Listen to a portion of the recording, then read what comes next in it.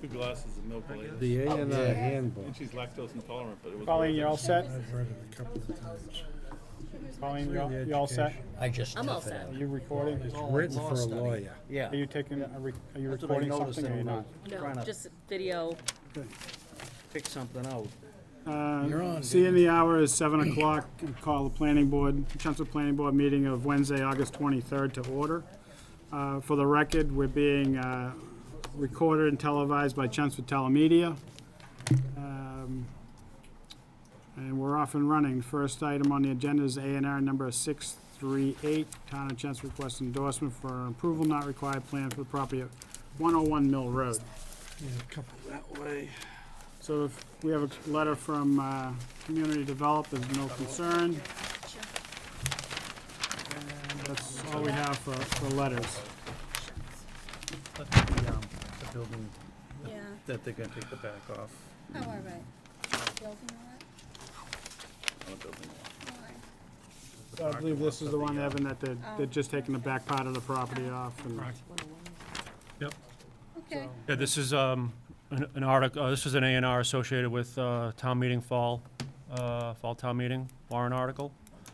Okay. Dispose of the existing structure on a conforming lot.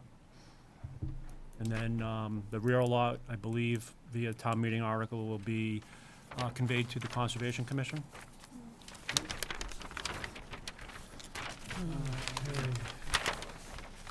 Make a There's nothing from the town engineer, right? Correct, they prepared it. Okay, so, Ed? make a motion that we approve A and R, endorse. endorse A and R 638 with no No determination determination as of to zoning. zoning. I have a motion by Ed, Second. second by Mike. All those in favor? Aye. Opposed? Unanimous. Next one is number 639, A&R 639, Charles Hillman, Chancellor request endorsement of approval not required plan for the property at 94 Proctor No, Road. no, that goes with the first. Okay.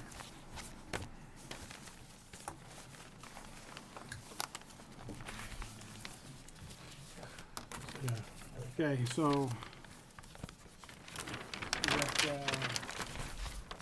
a letter from Community Development, no concern, ZBA variance previously granted. That looks like all we got. Alright. Yep. You wanna state your name and address for the record? For the record, my name is Brian Melissi with Whitman and Bingham Associates, here representing Kathleen Hillman, just in case any of the board members have any questions. Want to quickly describe what Sure, you're if doing? you, so the property's located at 94 Proctor Road. Back in the late 70s, there was a garage or a barn built to the rear of the property, and they are simply taking the lot, subdividing it into 2 lots, and creating a lot that the garage will be turned into a house, and the house can sit on its own lot. We drew the plan up and asked for a variance for lot width. With the ZBA, we were in front of them a couple of months ago. We received that variance. It's noted on the plan itself. And this is just the next step to create that lot. We've been in front of Conservation for some of the utilities in the driveway that's gonna go back to that lot. We meet frontage, we meet area. If we wanna get into the meats and potatoes of the plan, while it looks like a backland lot, it is not a backland lot. There's a notation on the plan that we're not actually using any of that 30-foot neck of the lot in any of our area calculations. So it does comply with your zoning bylaw. And so it really is a Form A lot, required frontage, required area. So you have the frontage? We do have the frontage, and if you look at the frontage, it kind of necks down. It goes from the 150 feet of required frontage, and it kind of necks down. And that's the gist of the variance we asked for from the ZBA. There was a version that we brought to them that we held the 150 feet of lot width through the front yard offset, but what had happened was that it created a lot line that came well in front of number 94, which was the existing house. We still could have done it, but we asked for the relief so we could kind of clean up the lot a little bit, and they did agree and granted the variance.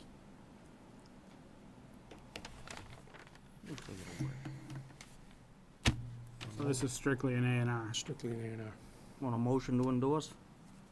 Go ahead. Motion to endorse A&R 639, No determination of zoning. determination to zoning. A motion by I'll Mr. second. Cole. I have a second by Mr. Raisbeck. All those, any discussion? All those in favor? Aye. Opposed? Abstained? Unanimous. Thank you. Next one is A&R 640, 115 Middlesex Street, Roman Catholic Archbishop of Boston requests endorsement of approval not required plan for the property at 115 Middlesex Street. Okay, that's that one. Okay, two that way.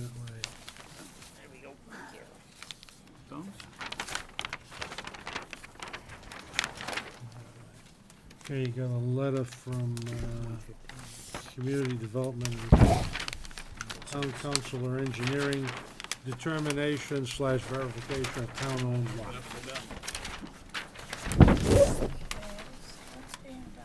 That's it there, right? Yeah, Not a building lot. Oh, here's the Pear-Child, that's where the parking lot is. So there's a letter from town council. Is that something? Should be an email, please. let me read it. What are they Go doing? ahead. It's the one from Browski, right? Yes. Go ahead. Okay, this is a letter from Blattman, Bobrowski, and Haverty to Evan Belansky. Ray, the Roman Catholic Archbishop of Boston A&R Plan. Dear Evan, you have asked me to review the A&R plan entitled Plan of Land in Chelmsford, Mass., owned by the Roman Catholic Archbishop of Boston, dated August 15, 2017, prepared by Whitman and Bingham Associates, LLC.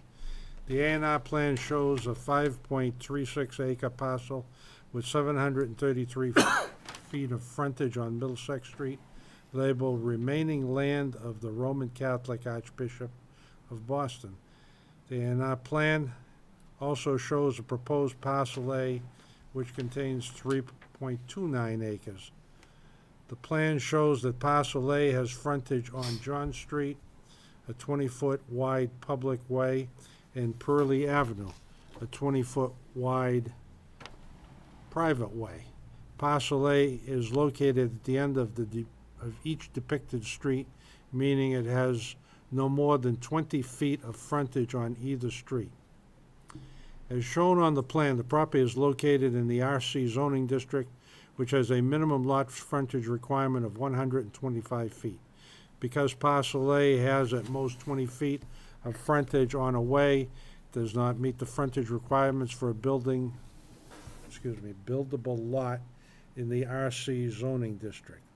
Generally, the endorsement of an approval not required plan pursuant to general law, Chapter 4181P, is not allowed when the plan shows a subdivision, which is defined as the division of a tract of land into two or more lots. General Law 41, Chapter 4181L. A lot is further defined as an area of land in one ownership with definite boundaries used or available for use as the site of one or more buildings. Since the A&R plan submitted to the board shows a lot lacking necessary frontage that qualifies a buildable lot, the only way it can be approved as a buildable lot is through the approval of a new subdivision road providing the necessary frontage. It would thus appear that an endorsement of the A&R plan would not be appropriate. However, there is a line of cases that states an A&R endorsement may be granted when the plan expressly states that the deficient lot is not a buildable lot. States a case here. Percones versus Planning Board of Drake.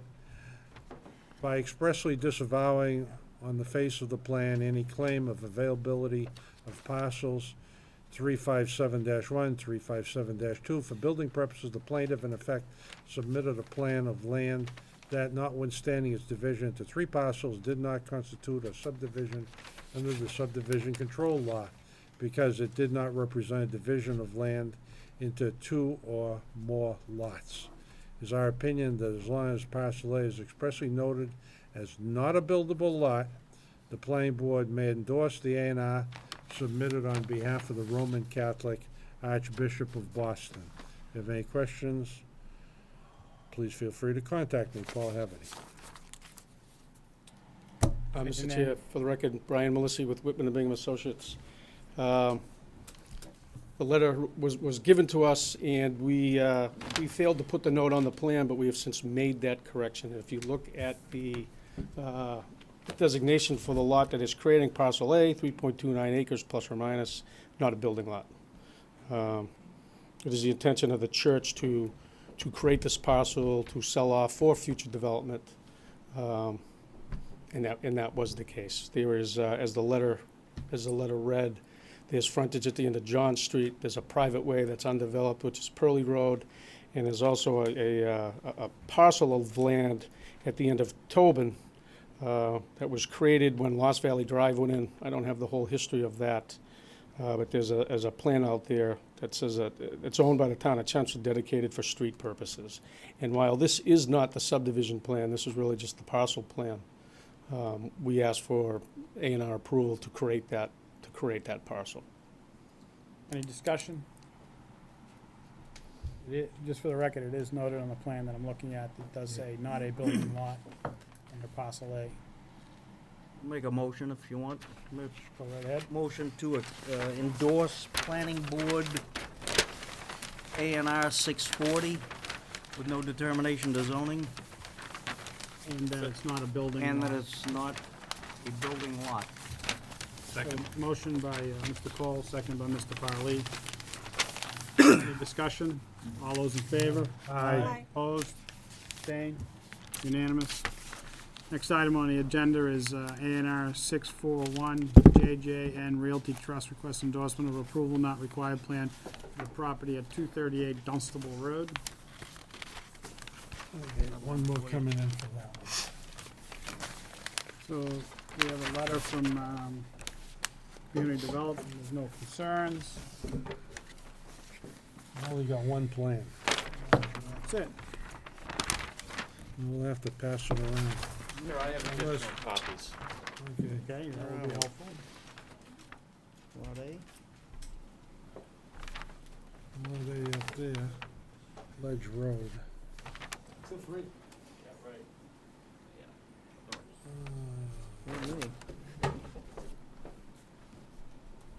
I left one with the clerk, so, Oh, we got more plans.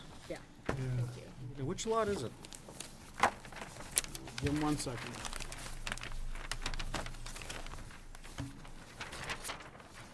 Wow, we get our own plan this time.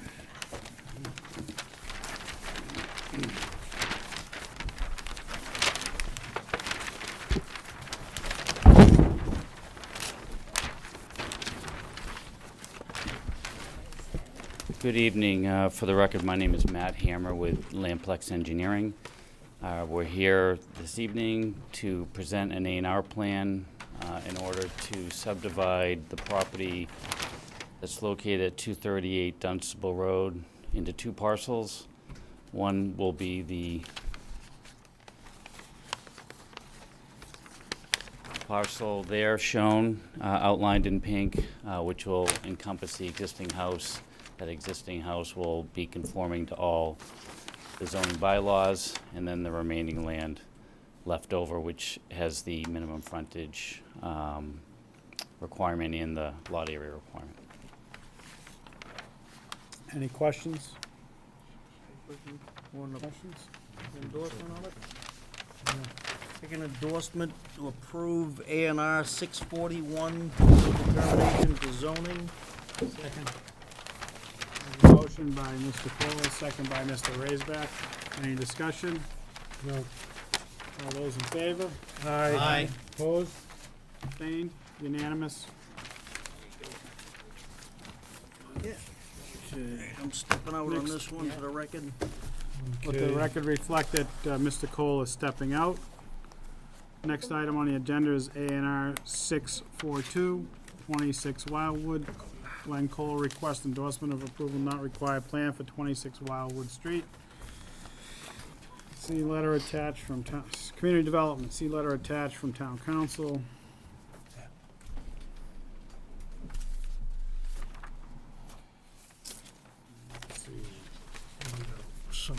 coming that way.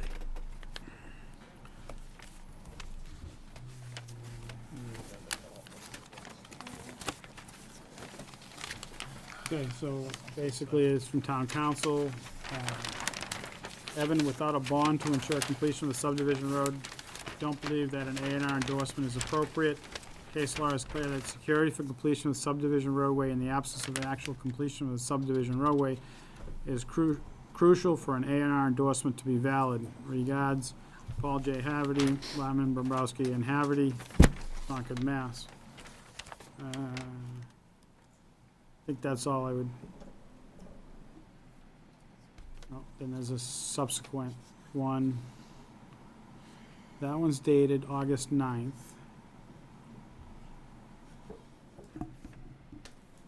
So Evan, I'm just gonna go to the parts where Haverty, basically, and I looked at the A and R issue, and as long as there is a bond or covenant in place pursuant to General Law, Chapter 41, Section 81U, to secure the completion of the subdivision roadway, an A and R endorsement can be issued even where the subdivision road has not yet been constructed. See Richard versus Planning Board of Acushnet, 10 Mass Appellate Court, 2/16/2/1980. Thanks, Paul J. Haverty. I think that's the scope of it, right? Okay. There's a bond or a covenant in place, so they can do one or the other, okay? So, we already know who you are, but you gotta do it for the record, so. Third time tonight, third time a charm. For the record, Mr. Chair, my name is Brian Melissi with Whitman and Bingham Associates here representing Glenn Cole. What we have before you is an approval not required to create an additional lot on the proposed private lane that was recently subdivided a couple of months ago, maybe 6 months ago or so, not exactly sure. We were copied on some of the correspondence about a covenant and/or a bond. And again, it would be, the pleasure of the board to either endorse the plan contingent upon one of those. We can work with staff. The applicant can figure out whether he wants to bond the road or whether he wants to simply put in a covenant prior to lot release that the utilities and roadway get completed. Is it clear what he's dividing here? Not completely. Can you, It's 2A and quickly, 2B, is that the division? It is. So, if you remember correctly, the subdivision itself actually consisted of two private ways. One came off of Cypress Way, Yeah. or Cypress Street, one came off of Wildwood. The private lane coming off of Wildwood Street consisted of the existing house, number 26 Wildwood, and one other lot. It ended up being a fairly large lot. What we're simply doing is creating a Lot 2A and a Lot 2B, which further subdivides that into two lots. Both have frontage on the private way, ample frontage, ample area, and we all know there's a host of wetlands out there. However, right on the plan, we've listed the dry upland area, so we meet that zoning requirement as well. Okay. If you'd like, I can approach and kind of show you where that lot line division is, if it would help anybody, but it's really 2A and 2B. So there's no other changes to any other lot lines or the private way? None. It's just splitting Exactly. 2 into 2A and B? Exactly. The private lane, the right-of-way for the private way stays exactly the same. The lot with the existing home, 26 Wildwood, stays exactly the same. The lot line between the lot created on Cypress stays exactly the same. It's really just an interior property line. Monica, you okay? You want him to approach and show you? Yeah, I have a question. It's actually for Evan in terms of if you're aware of any precedent of this happening before a bond or covenant is in place, because it sounds, as far as I know, they're existing first.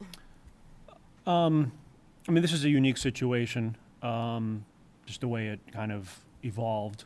The board certainly can approve the A&R with the condition that a bond or covenant is in place prior to an endorsement, which would mean the chair physically signing the Mylar. I don't think there's any concern that the board should have, as long as you vote conditionally, and then you're protecting all parties.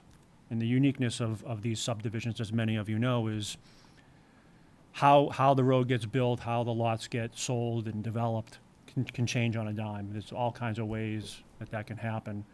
So that's the reason for the board requiring bonds and covenants to guarantee that the roadway is built and the utilities are built prior to a future Chelmsford resident, a taxpayer, moving into a home.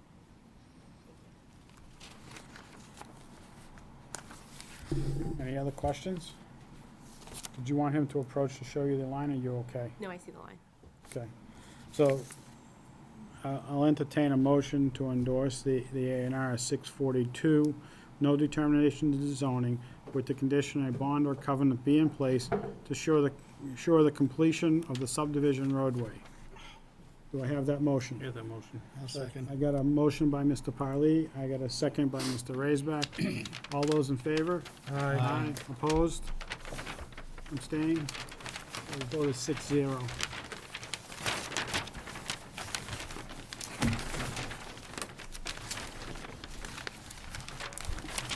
I'll give these to you.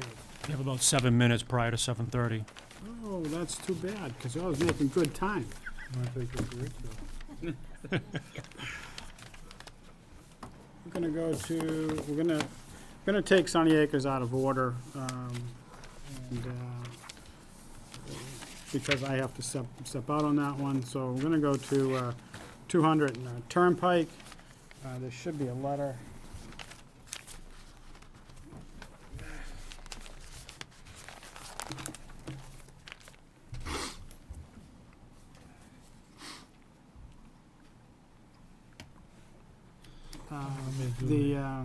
For 200 Turnpike, there's a request for a continuance.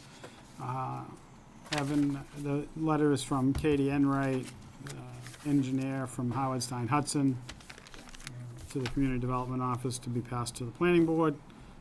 Evan, on behalf of Hayes Mojaza, M-O-J-A-Z-Z-A, we request that the meeting and site walk of August 23rd with the Planning Board be continued to the first meeting of the Planning Board in September. Thank you, Katie Enright. So they're asking to continue to September 13th, and the site walk will be prior to our meeting. So I guess the question is, do I have a motion to continue without testimony? So moved. Second it. Second. I have a motion by Mr. Raisback, second by Mr. Cole. All those in favor? Aye. Aye. Opposed, abstained, unanimous. So that's one thing Whoopee. down.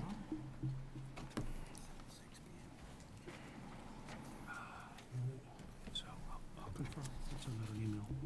So why don't we do you need a break, or you want to keep continuing? Yeah. Take a break.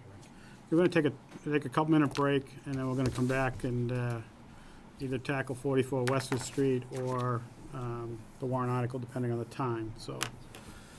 Just take a break. Couple minute break.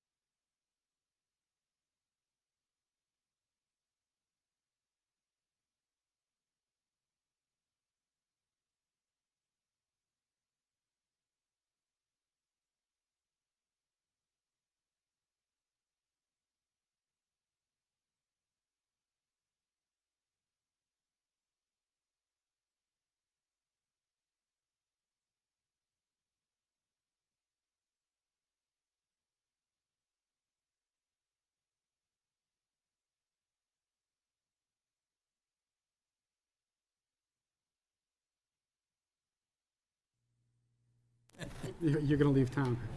Did you sign? Absolutely. I'm calling the meeting back to order. Next item on the agenda, we're gonna take is 44 Westford Street, Robert Laporte. Request a two-lot definitive subdivision approval and applicable approvals on the subdivision control law and the rules and regulations governed by subdivision of land. Town of Chelmsford, the project calls for subdivision of property into two lots. Lot 1 will contain the existing single-family dwelling, and Lot 2 would create a new buildable lot and construction of a new cul-de-sac for access. The site is located in RB residential zoning. The site is approximately 2.55 acres, as shown on the assessor map. 72, block 320, lot 4. And there's no letters to read. And, Yeah, good evening. For the record, Greg Halladina, 56 Central Square, for the owner, Robert Laporte. The 44 Westford Street property is the 2.5 acre parcel that we propose to divide into a private way, two-lot subdivision. One lot is the existing house at the rear of the property, which is accessed by the existing driveway, which would go over a portion of the new lot. And that raised an issue that the board raised and had been raised by the building department about whether we met the definition of frontage. We had linear frontage for both lots. We were totally compliant with zoning, but the issue came up, are we compliant with the definition of frontage by having a driveway go over the new lot via an easement to service the rear lot? So at the suggestion of the town council, who wrote a letter indicating that we would need relief from the zoning board of appeals, we went to the board of appeals on August 3rd, and variance was granted. It's my understanding a decision's been drafted, it just hasn't been signed and posted yet. So at this point, with that zoning relief, we believe we're fully compliant with zoning on the two-lot subdivision. All the letters are in. We have approval from the Conservation Commission. I don't have a letter to show you yet because the zoning board of appeals hasn't actually signed it, but they did vote to approve the variance that town council indicated would be appropriate in this case. Colleen, there's no plans in the file, so they're somewhere. There's no plans in this file. The plan that was in here was wrong. It was for another project, so it must have got crossed. It may be in my zoning board file, because I transferred it over to get the decision Yep. from them. Okay. I can pull it up from a past. Yeah, if you could pull it up.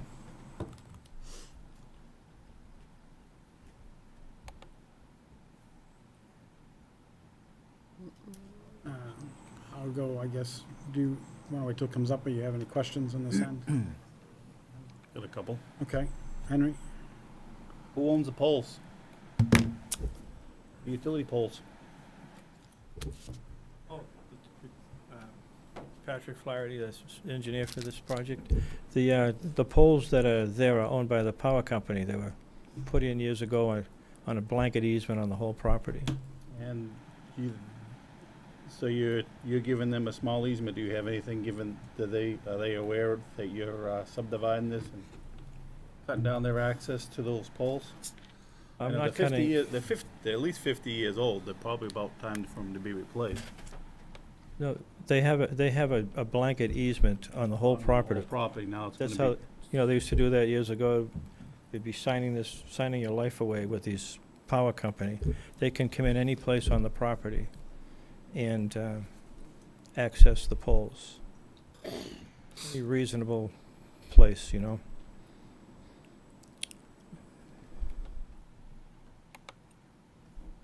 Is that too big? No, that's not too big. I was looking next to the house right there, where you got a pole gonna be sitting right next to the house. Where do you- Right here? Oh, back here. Is that a pole? Oh, yeah, there's another one out further front, because I drove. I counted 3 the other day when I went through. This one services the house here. Yeah, There's one over here. yeah, right next to the house. It's just in the sewer easement. There's another one down front. And then it comes across to the other side of the road. So this is in the sewer easement.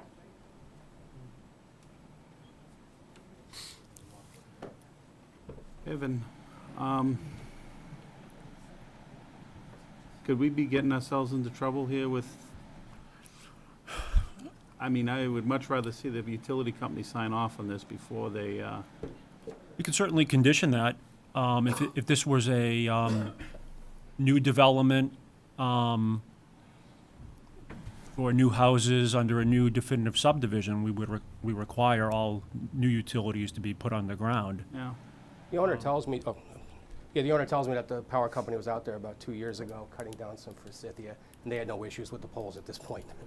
Yeah, we're talking about different issues right now. So, I mean, my suggestion is the board should likely ask if they're willing to put them on the ground. If they say no, then I think it's reasonable to have a condition along the lines that you're proposing, Yeah. something in writing from the utility company prior to pick a trigger. Yeah, because it's just, I look at it as their easements being affected. That was the one glaring thing I had sticking out at me. Is it high tension or just residential distribution? It doesn't make any difference at that point. There's high tension. It makes, it's a utility easement. Depending on what the load is at the end, it depends on what they bring in over the poles. I understand. Depends on what the wires come in, it depends about a lot of things. They have a utility easement, they can bring anything. It's a safety distance for houses from. Yeah, but that's not. Nan, you gotta speak up. It's not us that You gotta determine. speak up.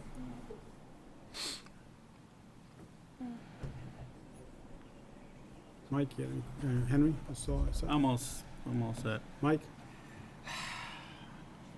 No, I guess I don't have any commentary on it. Nan? I don't have any comments. Questions, I'm looking for, I questions. don't have any questions either. Okay, Ed? Just comment, if we make a motion to approve, that we condition it on getting the written ZBA letter. Okay, I'm good. I think they get their relief that they need, so I think it's fine. Monica? I agree with Henry. I would like clarification with the utility company on the easement. And then we would, yeah, I agree with Henry.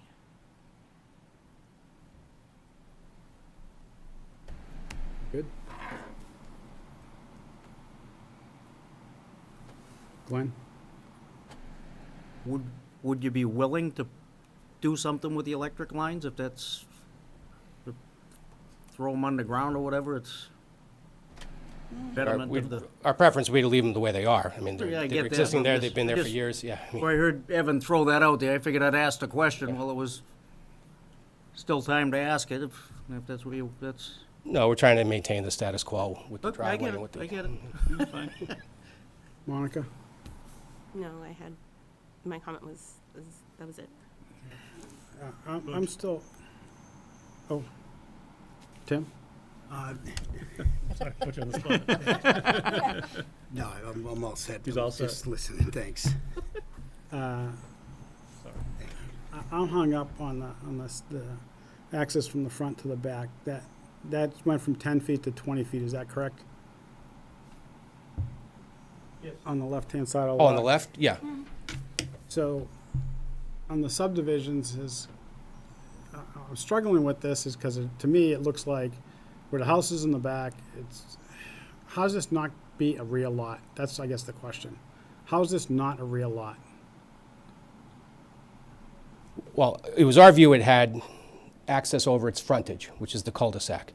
And the problem came up, well, after you gain access to your own lot through the cul-de-sac, is the easement good enough? Can you have an easement over the other lot?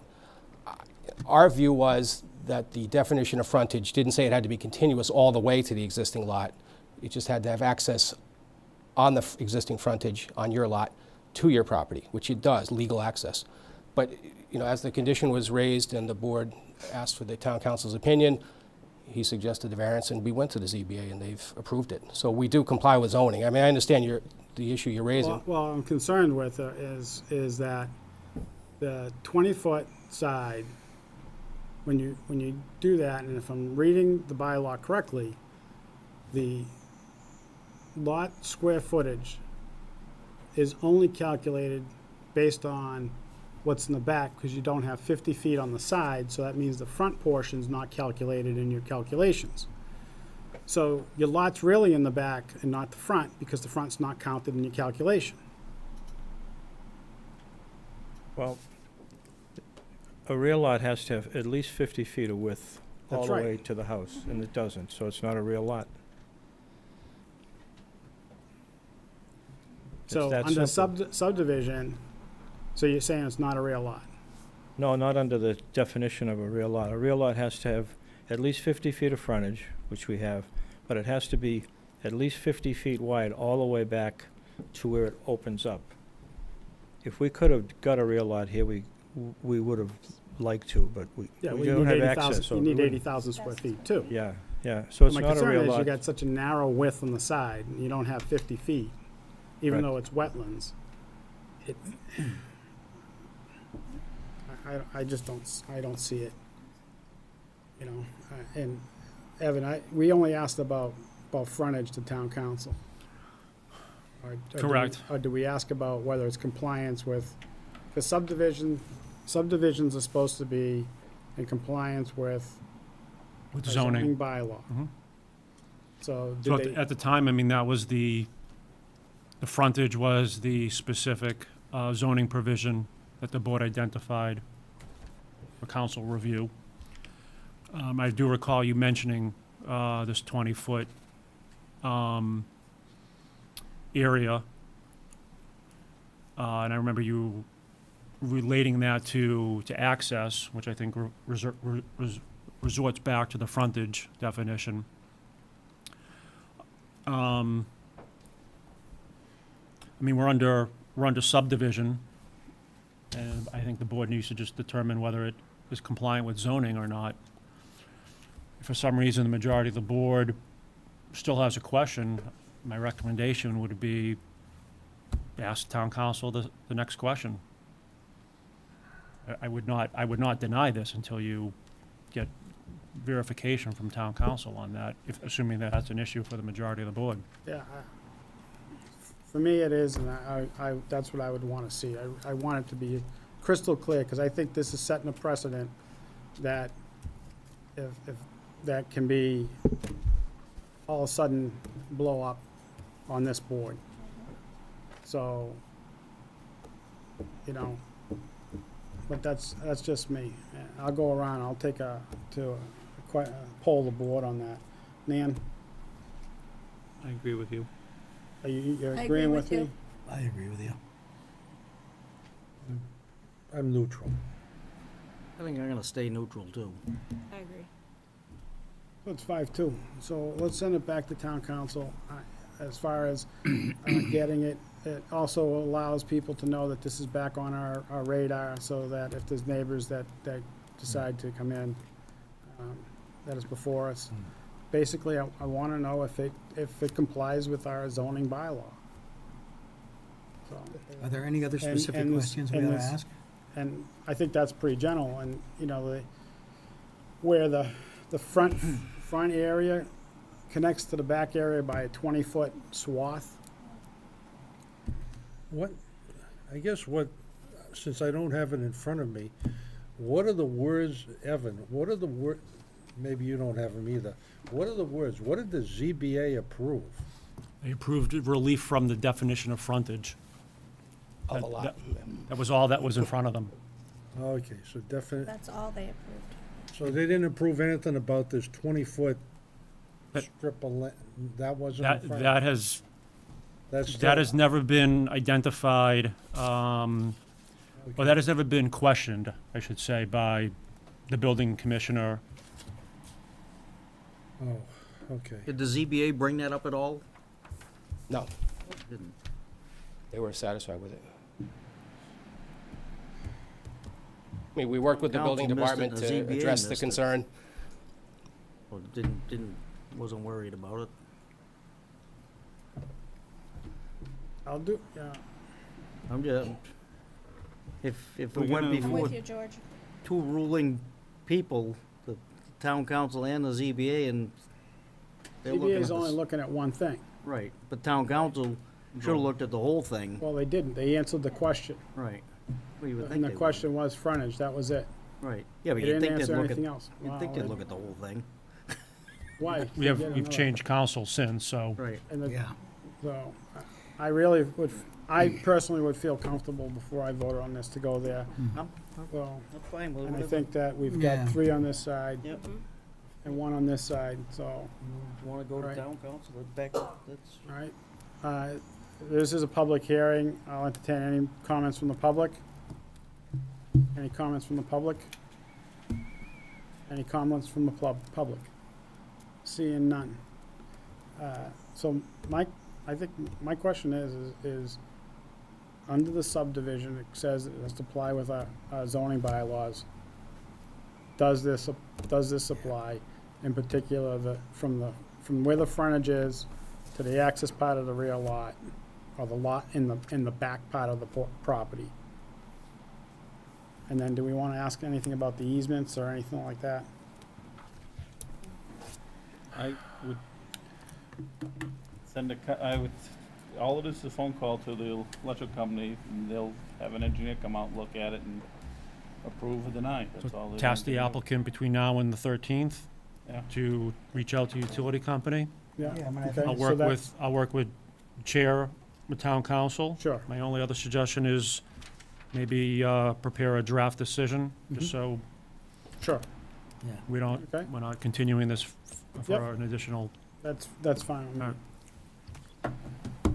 So we're supposed to look for, contact the utility company and get some Just to get consent to the, on the poll, make sure they're okay with it, and They just gotta look at the plan and make sure they're all right with what they left for access. and the question is lot 1 a lot? correct.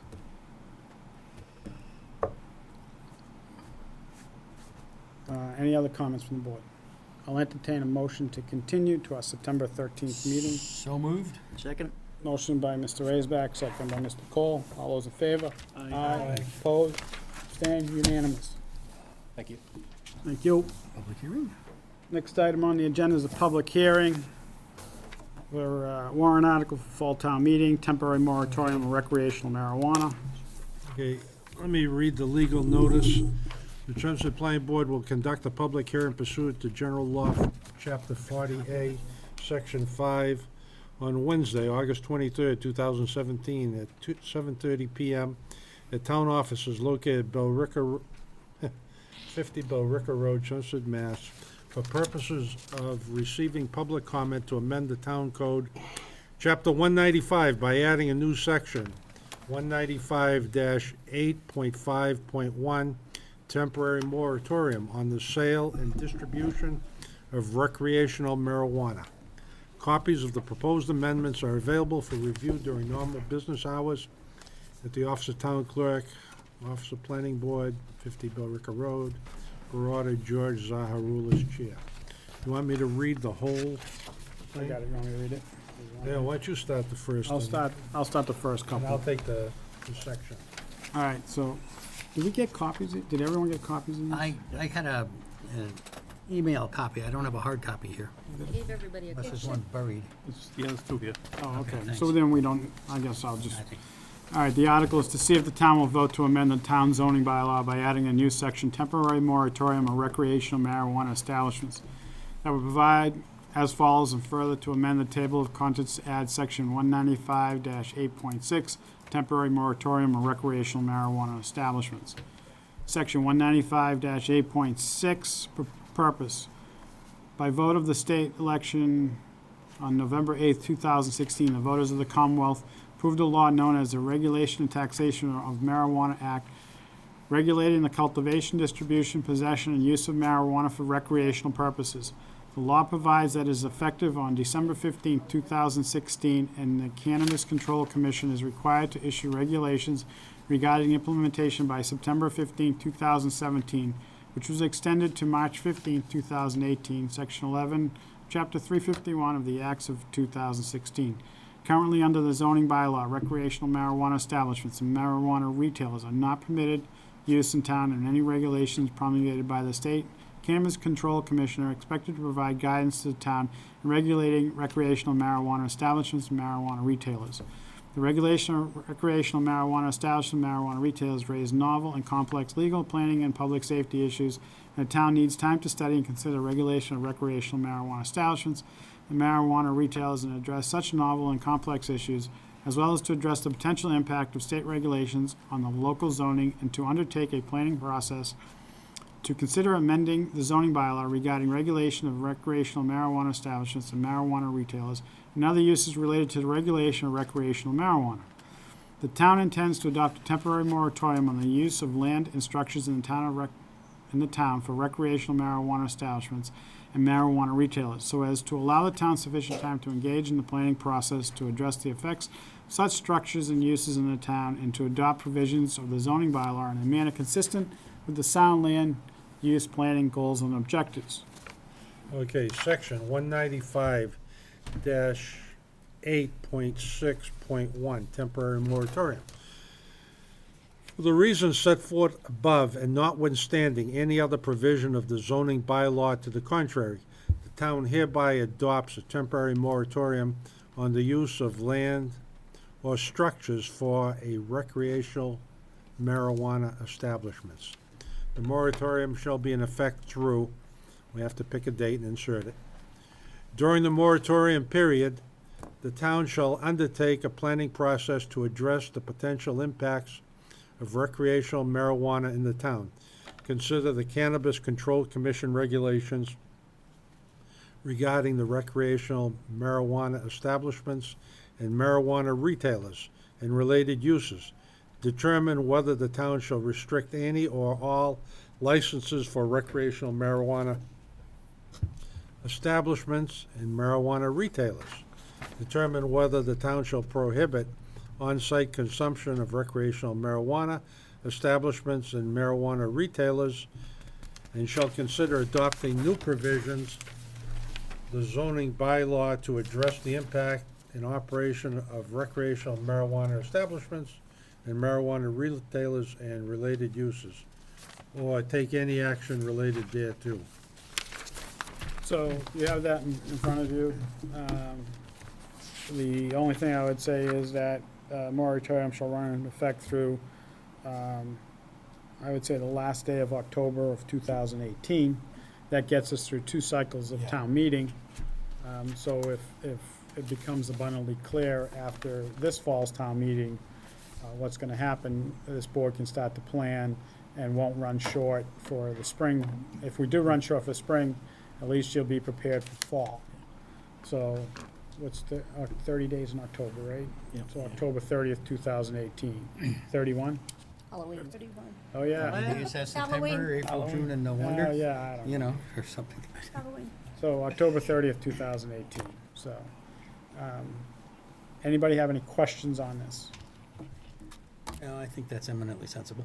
Any questions? Since it's a public hearing, any comments from the public? Any comments from the public? Any comments from the public? Seeing none, I'll entertain a motion to close the public hearing. I will move that we close the public I hearing. have a motion by Mr. Raisback, second by Mr. Rue. All those in favor? Aye. Opposed, unanimous. I'll entertain a motion that planning board would recommend approval of the moratorium As of the 30th of October. as 30th of October 2018. So moved. A motion by Mr. Raisback, second by Mr. Cole. Any discussion? All those in favor? Aye. Opposed? Unanimous. Good. Just quickly, any new business? Any old business? Yeah, Evan, you get down follow-up from zoning work session? Are we- Yeah, I just put that on there as a standing item. I owe the board some updates on the inclusionary instructions for applicants. Ed Rue sent me some comments that I'll incorporate, and the other comments from the last time the board discussed this. So I'm working on that. And then I think the board was gonna review Nan's presentations. So it's a standing agenda item. Okay. All right. Any committee reports? Well, I have been to a meeting of the EDC. I don't know what's transpired since. They were going to have more conversations, I think, with the selectmen. Do you have anything on that, Evan? There is a joint work session this upcoming Tuesday, the 29th, in this building at 6 PM. I'll try to make it. Ed? Had a meeting of CPC last night. The big thing is the Roberts Field remake. The committee, the Roberts Field Playground Committee, is seeking a large amount of money, let's say in the range of 400,000 from the CPC. So we will probably see that at fall town meeting. And that's not for the whole Roberts Field, that's just to construct a new playground. 400,000. Yeah, Whoa. yeah. When I was a kid. Yeah, well, Those that's a metal long, swing set and a Yeah. couple of Right now. chains. yeah, that's a while ago. Yeah, I guess it is. Okay. That was Not the it. dinosaur ride anymore. Any other committee reports? Seeing none. So the last thing on the agenda is 254 Barica Road, Sunny Acres, Planning Board 2017-12, CIOD and special permits. I need to step out on that. I will not be returning to the meeting. Tim, who's the alternate, is going to step in. Mike's going to chair the meeting. Ed will read the public hearing report. And we'll see you next time. Good night. Night, George. Okay. Wait till I leave, will you? Yeah. All right. Give you a decent interval. Okay, I gotta do the legal notice, Mike, and all that. Okay, do we have any letters on it as well? Or is it just Yeah, a let legal me do notice? the legal notice Okay. first, get that going. Once we, Plans, I'll pass them out if you want. yeah, let's, okay, let's, There's no, the plans are gonna be up on here. Oh, they're gonna be on there, okay. Good. Welcome to the I'm front waiting bench. for them. You guys all set? Yeah. Okay, let me read the legal notice. Chelmsford Planning Board will conduct a public hearing on Wednesday, August 23rd, 2017, at 7 PM in Chelmsford Town Offices, 50 Bellrica Road, room 204, to consider the application of Sunny Acres Nursing and Rehabilitation Center for property located at 254 Bellrica Road for the construction of 10,300 square foot single-story addition for purposes of 12 memory care units with associated site improvements. The site is located in the IA Limited Industrial District and consists of approximately 5.85 acres as shown on Assessor's Map 86, Block 291, Lot 1.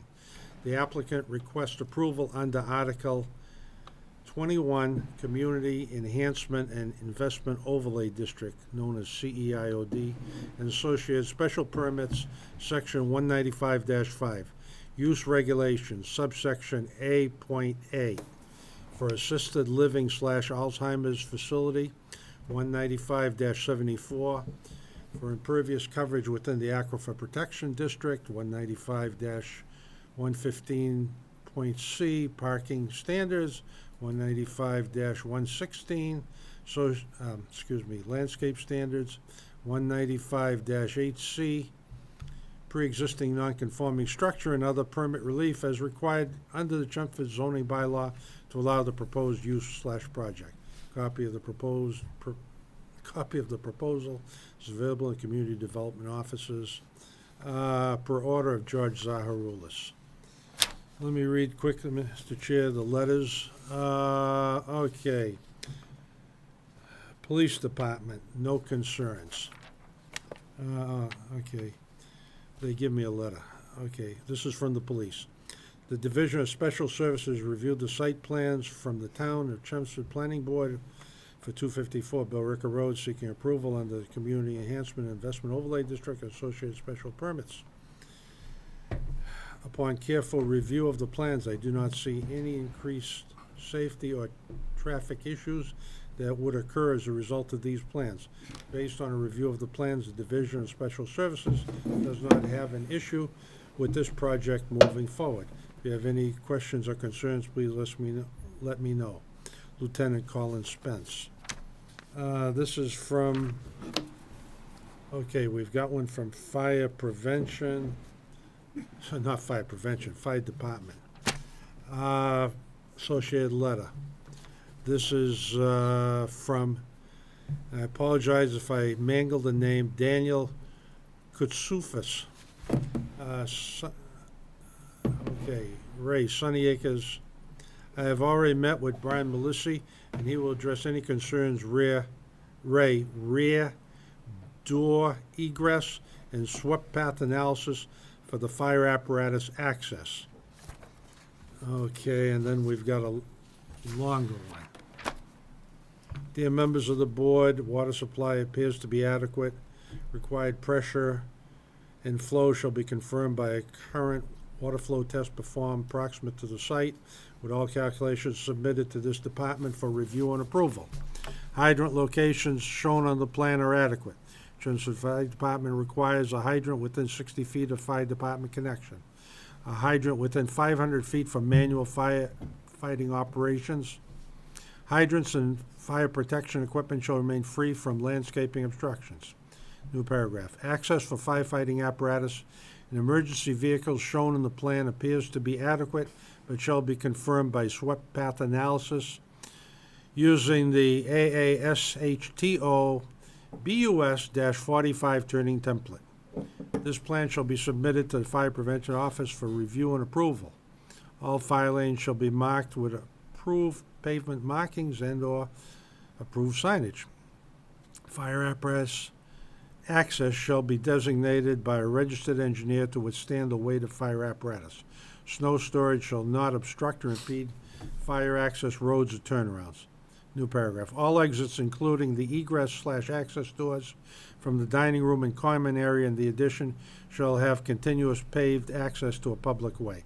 New paragraph. The dumpster location shown on the plan is adequate. New paragraph. Automatic sprinkler system must conform to NFPA 13. A fire alarm system that conforms to NFPA 72 shall be required. Both systems shall be monitored by a UL-approved central station monitoring service or be monitored by existing master box. All components and fire protection systems must comply with state building code and Chelmsford Fire Department requirements. The existing fire department connection shall be upgraded to a 4-inch stores type inlet. All equipment related to fire safety shall be located at the discretion of the Chelmsford Fire Department. New paragraph. 3 sets of sprinkler and fire alarm plans, along with supporting documentation and calculations, must be submitted to the Fire Prevention Office for review prior to approval of building plans. This office would approve the plan with these conditions and changes. I asked the board to make this letter part of their approval process.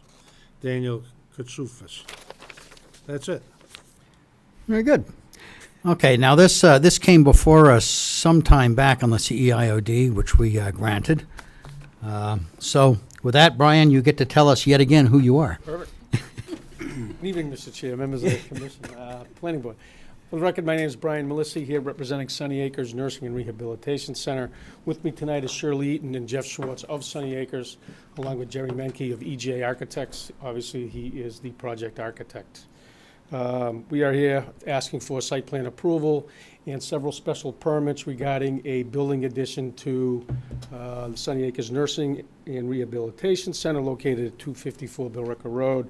Just want to point out that Sunny Acres has been in operation for 69 years at this location. Next year they will be celebrating their 70th year in business. And as the acting chairman said, back in June of 2016, so a little over a year ago, we were back in front of this board asking for a determination on a CEIOD application. At that time, the project was a little bit bigger. The project included a 2-story building addition, roughly in the same location as the current building additions being asked. However, it was a little bit bigger. And we also had a small 8-bedroom or 8-room addition coming off from Progress Ave in this location here. Since we received that initial COA approval, we've been working with the project team and architect and lenders and everybody else. And the project before you has been scaled back a little bit. What we have in front of you now is a single-story, 10,300 square foot addition, which will house 12 memory care units. Jerry's going to speak briefly after I'm done giving you a quick overview, and he can run through both the exterior architecture as well as the interior floor plan. Part of the project would be to upgrade their kitchen facilities, and also by providing more and a better dining area. Currently, right now, the dining area is located in the existing building in this area here with the kitchen. They're going to expand that into the existing dining hall. The existing dining hall is going to be in the new building, and it's going to be connected into the memory care wing. The original project also called for an additional egress out onto Billerica Road, somewhere in the location here. The old building kind of came out a lot further. We were parking right up close to, actually within 9.5 feet of the property line, which is, I believe, the westerly property line with Harvard Medical. We've been able to scale that back a little bit due to the size of the building.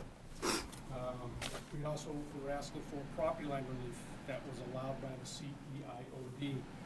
While the existing building, which is located here in the white, has a sufficient front yard offset on both Progress Ave and on Billerica Road, the new building will be entirely within the zoning limits. We're going to utilize the same egress on Billerica Road, which is located here, the same two egresses on Progress Drive, which are located here. There's a parking count. We have 51 spaces currently for the facility. We're going to upgrade that to 98 spaces. By zoning count, we're required to have 96 spaces, so we have a couple of additional parking spots. This part of town is serviced by municipal water and serviced by municipal sewer. The existing facility has a drainage basin that's located in this location here and outlets into some drainage pipes into a wetland system here. Stormwater management that we have proposed for our new site, for the new building and new site, is an underground recharge system located here. I'm sure the board's fairly familiar with those now. You see the big yellow underground recharge chambers. Stormwater is collected into catch basins for initial treatment, and it's put into this system for recharge into the underlying soil. That becomes important because this property is also located within the Aquifer Protection District. And one of the bylaws of the Chelmsford zoning bylaw says if we are rendering any more than 2,500 square feet of impervious in this zone, we need to provide an artificial means of groundwater discharge that is consistent with DEP stormwater regulations. So that's exactly what we're doing. So we do have an underground recharge system that is conforming with all DEP regulations. If anybody's been out to the site at all, the most northerly parking spot or parking area here is kind of segregated. Meaning if I were to pull in, 18 spaces were taken, I'd either have to try to maneuver around in here, I'd have to back out back onto Progress, I have to find another place to park. What we've included in the plan is a connection at the westerly part of that. So now if someone were to pull into this existing parking area, parking spaces are all done, they can just continue on and either get into this parking lot and out, or continue along the site. So we've kind of made the circulation a little bit better. I did meet with Captain Katsufis, going over his concerns. I will get him that swept path analysis. A small tractor trailer or WB-52 can actually get in here and maneuver everything. So what they use is a city bus template of 45-foot long vehicle. Can certainly do that, but we will get them that information. If you go one up, Colleen. This was the utility plan. This just kind of shows the parking layout along here. A visitor to the new facility would come in the same egress in off of Billerica Road. There's a couple of handicap parking spots here. There's a bit of a drop-off area where they can get onto the sidewalk system and come into the new facility and then continue on to park. Again, I said before, if people are used to coming in off of Progress Ave, they could still do that and get into the system and come around here. We are providing an emergency generator. Jerry can tell exactly what it's going to control, but there's an emergency generator out there. The existing trash dumpster area is going to remain the same. It's located here. The package includes a landscaping plan for the facility. It's, I think, the very last sheet. Want me to go to that now? Yep, I mean, if you would like to, we. Yeah, if you could bring it up. We meet all the landscaping standards, except for one, which requires a 20-foot buffer off of the frontage for parking. Obviously, yeah. So we're very, right here at this pinch point, right here, we have about 15 feet from the sideline of Billerica Road to the edge of that parking. But after you go one parking spot either way, we meet the requirement everywhere else. And so, as part of your regulations, and correct me if I'm wrong, while we're asking for a special permit, we can ask for relief from that, and that's what we would like to do. The existing nursing home, although it says 90 beds, that was one of the older plans, it's a 93-bed facility. The new facility, or the memory care wing will have 12 beds, and I think it'd be a perfect time to let Jerry take over and just give you just a brief rundown of what the building will look like, both exterior-wise and within the Hi, Jerry Menke with EGA Architects. If you could go to the colored floor plan. Floor plan? Yeah.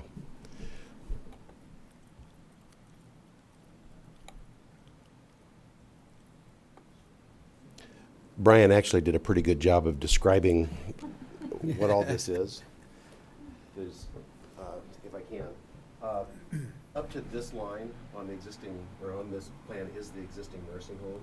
The existing kitchen is in this area, which is being expanded to, as he said, take over the existing dining room.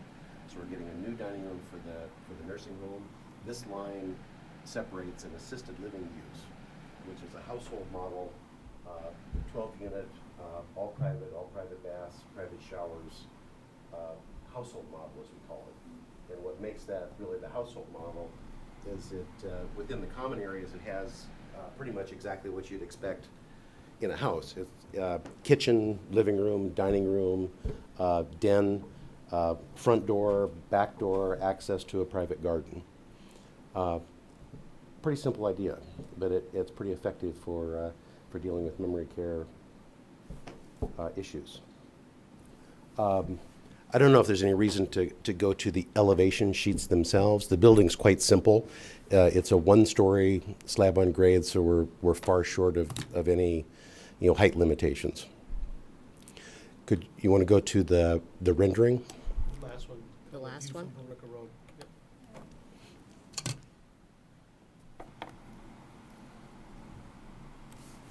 So we're doing a residential model of this, and the idea was to make this more residential. So we're using really what you'd expect to see as residential elements. Simple forms, simple roof shapes, things that you'd expect to see in any sort of residential subdivision. We are trying to, let's say, put a bit of a new face onto Sunny Acres. The main entries you're seeing is the area where the green canopy is coming in. This is our new main entry to this side. They're both accessed off of that main cul-de-sac drop-off.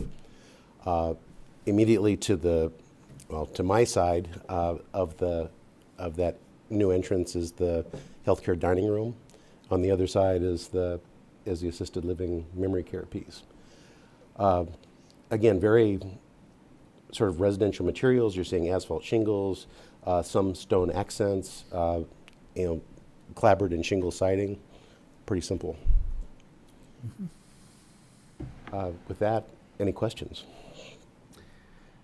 Well, with that, I guess we'll take it around and see who's got questions. Monica, you want to take a shot? Yes, actually, this does look pleasantly residential. Just wanted to add Thank that. you. That was our goal.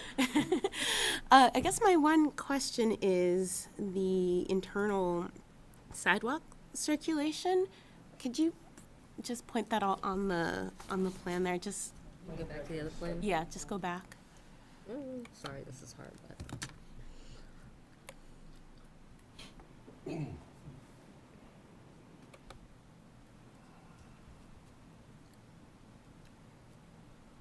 Oop, now I gotta flip.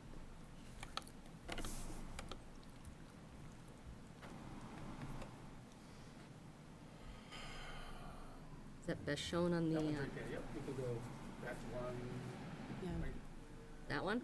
yep. No. Okay. Fine. So the sidewalk system, again, this is the canopied entrance that was shown as the green canopied entrance. This is the new entrance into the new building here.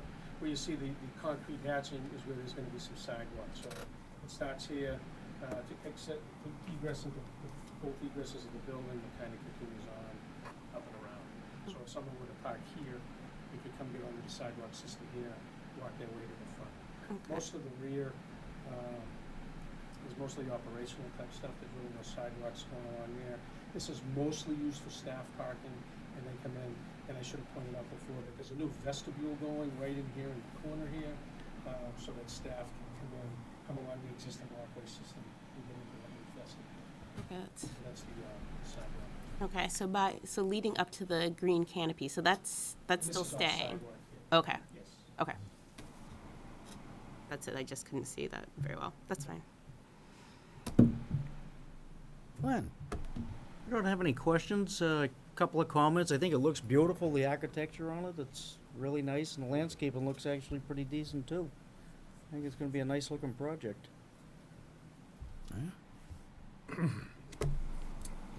Yeah, it's the first time I really look at this, so I don't have detailed questions tonight. I think it looks nice. I think it'll be a nice improvement to the area. But I do have one question. I guess maybe you can explain the level of memory impairment you're gonna have. Is this a locked ward type situation? Are you gonna have fenced areas in the back that are locked? Yes. There is an area that we will have, this is sort of the healthcare dining addition. From sort of this line out, we would expect to have a secure garden. That'll be gated, it will be secure. Okay. And that area will take a specialized sort of memory care design. to Is that on any of our plans? It is, well, I don't think so. It's on the landscape. Okay, we gotta have that on our Fence plans. is on landscape. It's on landscape? Show it on landscape? Let me finish. Okay, is the fire department aware of this? Brian? I don't believe so. Okay, I wanna make sure they're very well aware of, this is gonna be, I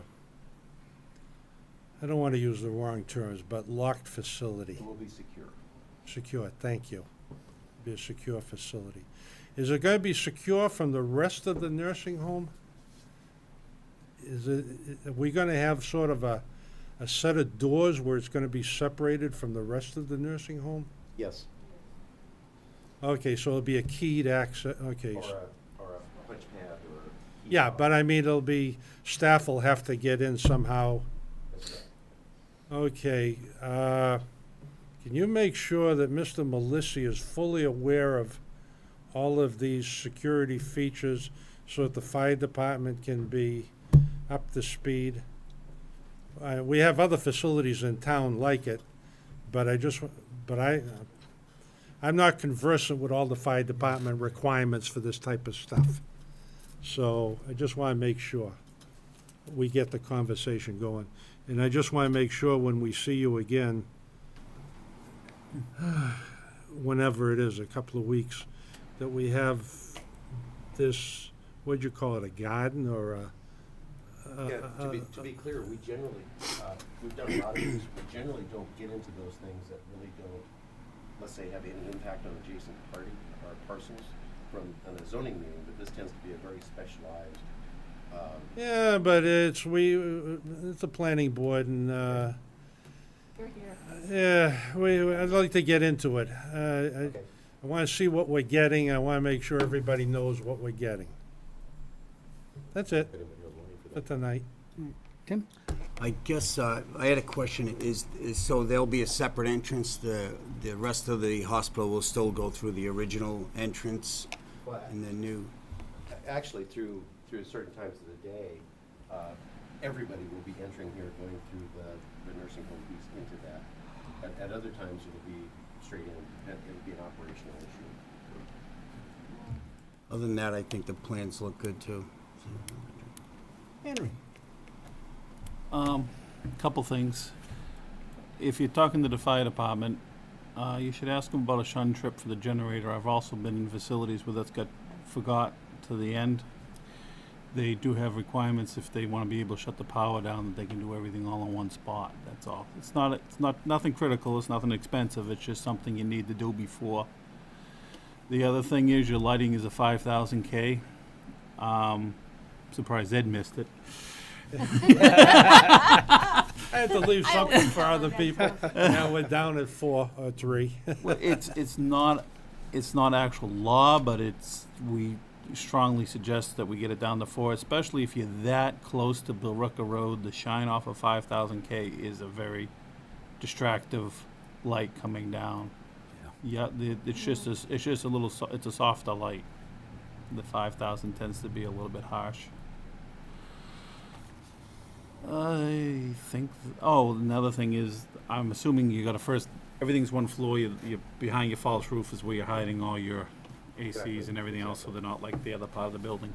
Yeah, very good. Looks good. Thank you. One for Henry. Should they look at the location of the generator? Because if that's going to be sort of in a fenced-in area, I don't know how the fire department looks at that stuff. There is regulations on clearances and stuff you have to be. Okay. That's Fire taken care department will They take take care of care all of that stuff. Building department also takes care of it. There is some talk about taking that emergency generator and moving it over to this location here. And so when I do get the parameters of where some of that fencing may go, I'll certainly take a look at that and go over that. Yeah, I think that'd be better out But there. actually, at one point it was here, but there was some talk about maybe putting it right over here. So. You know what I'm talking about with the shun trip, because they want to, if they come in the facility, they won't be able to shut everything down. No, exactly.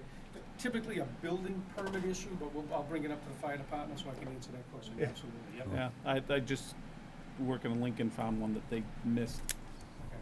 Oh, It was I took expensive, the it's note. expensive afterwards. No, I took the note, I'll talk to the fire prevention. Yeah. It's actually in the fire code, it's not in our building code. Okay. Very good. Nancy? Yeah, I've got a couple questions for Brian. I like your landscaping plan. But I do have some questions about it. I usually do. I'm the plant. And I'm gonna do my best to take the notes and get the answers for you. Yeah, How's that? exactly. 'Cause I don't know the difference between a dogwood and a flowering dogwood. Yeah, well, that was some of the questions.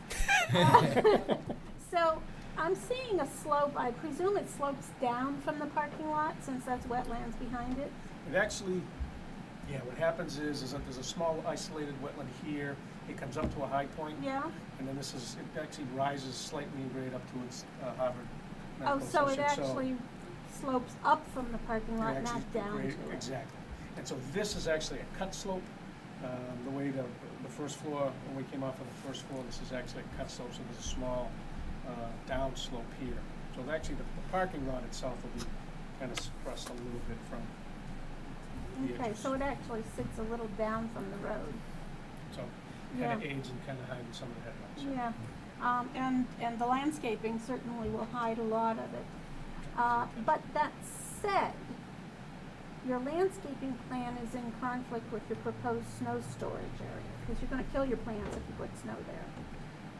Not to mention you're gonna run over them. So there was a chicken in the egg thing there. You'll see that my plans are dated a little bit prior to those landscaping plans. Okay, And so where some are of you that putting will be snow adjusted, storage? absolutely.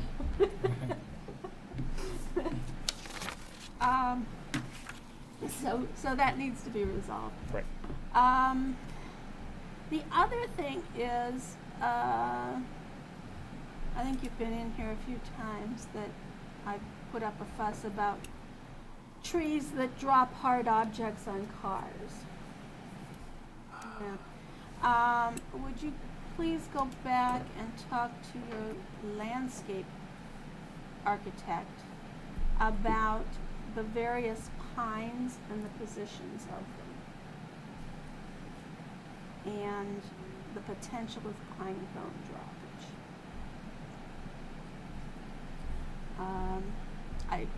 I just think it's, unreasonable to damage vehicles. We would agree. Yeah.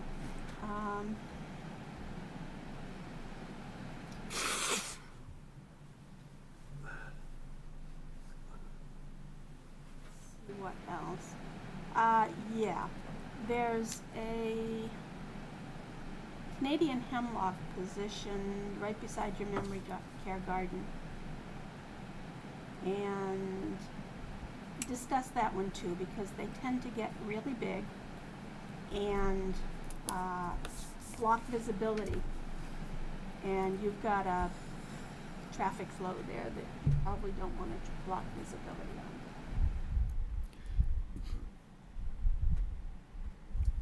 Or as in, I don't think it's the right plant for this. I took that.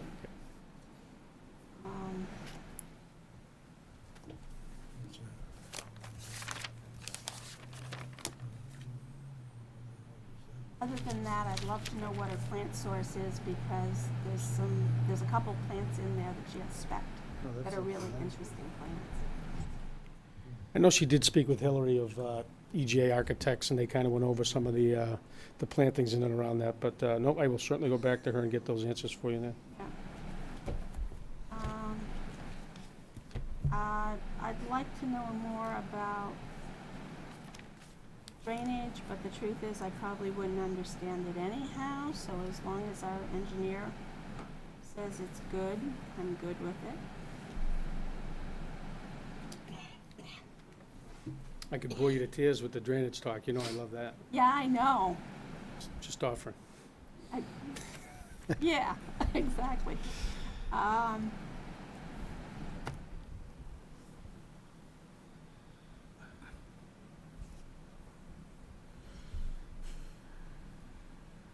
Yeah, I guess the other question I have is, and in that the original application to use COID was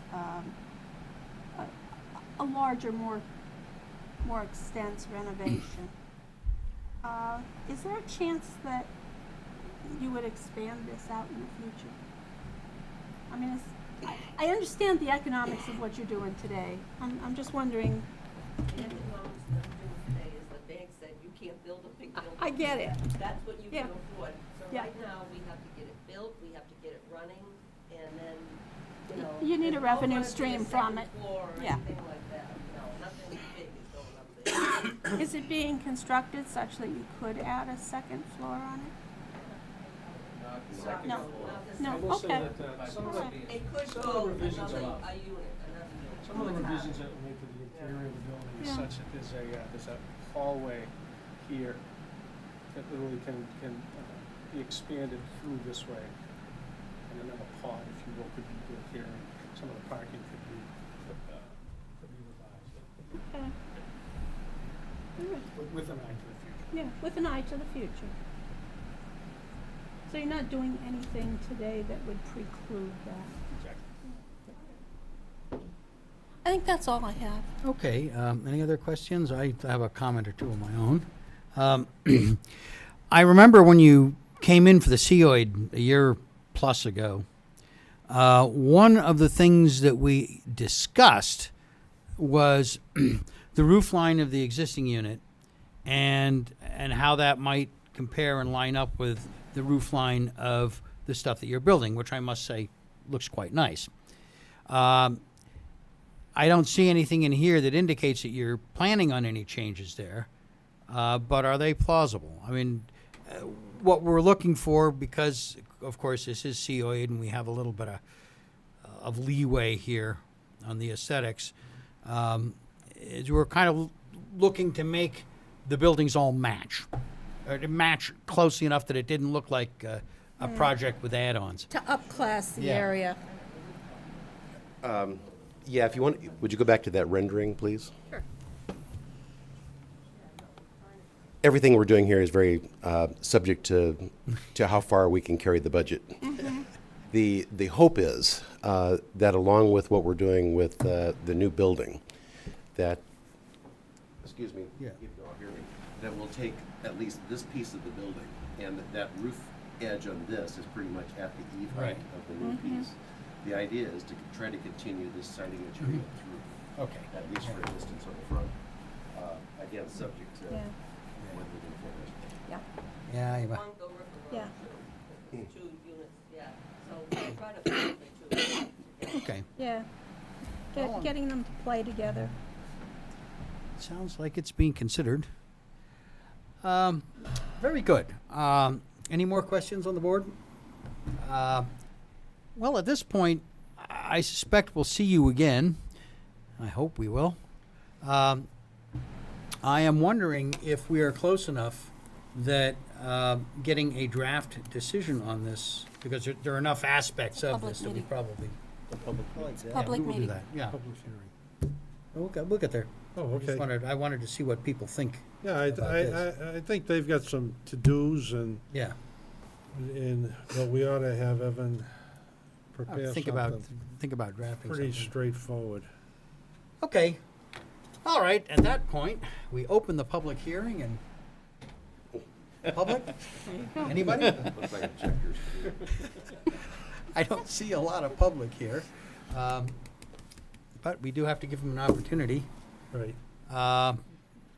Do we want to keep this, this open? And I think we probably want to keep this open Yeah, 'cause until our there'll be next more meeting. stuff maybe Yes. coming in next time. Okay, Yeah, there's some answers that, Motion to yeah, a continue. motion to minor, but continue the there's public some- hearing would be Make in a order at motion this to point. continue the public hearing for, where is it?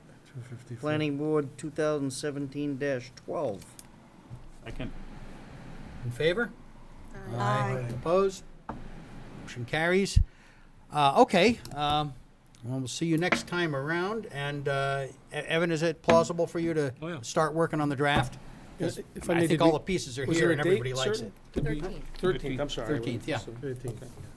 And as usual, Mr. Chair, I invite any of the members, if something pops into your head that wasn't brought up tonight, please let us know. We'll try to get that answered for the next time. Good-looking project. It's a very We're good really happy with it. I project. think they're very Glad to proud see of it going in over there, or at least being proposed. It ain't in yet.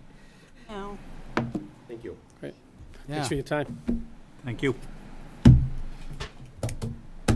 Very good. Well, that concludes this evening's activity on 254 Billerica Road. I